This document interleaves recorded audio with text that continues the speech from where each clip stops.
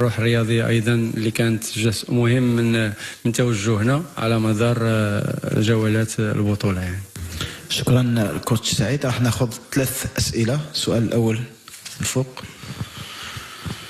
السلام عليكم. سي سعيد شيبان، نهنيكم على المردود تاعكم.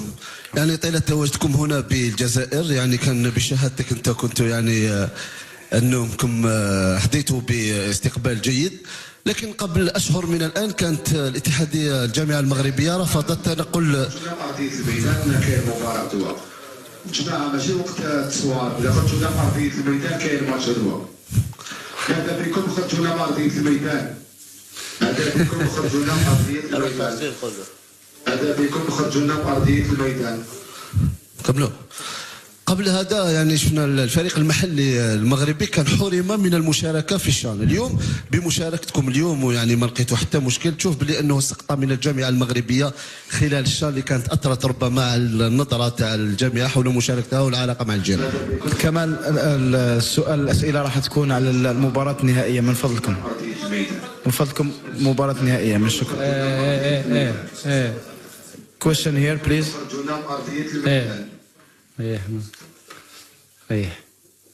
تفضل. Question here please. من فضلك كمان الأسئلة عن النهائي. تفضل كوتش. سؤال هنا. Sati Shaker and Paz Magazine. Commiserations, coach. Thank you. You've Thank you. lost this final, but you're still going to the World Cup.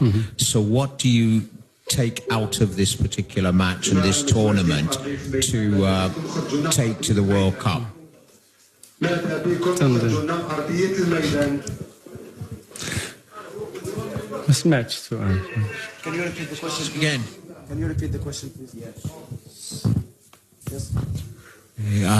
Commiserations, coach. Sorry.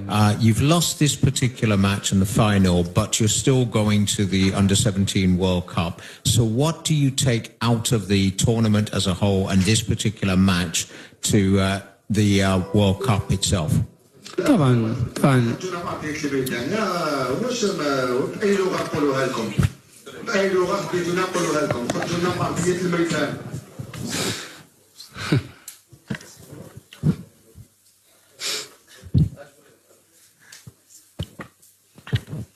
طبعا الاستفادة كانت كبيرة، لأنه رغم خسارة يعني هذه بطولة مكونة للاعبين في هذا السن.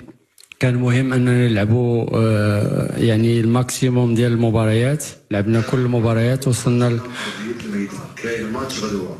هذا بكم خرجونا من ارضيه الميدان كاين ماتش غدوه.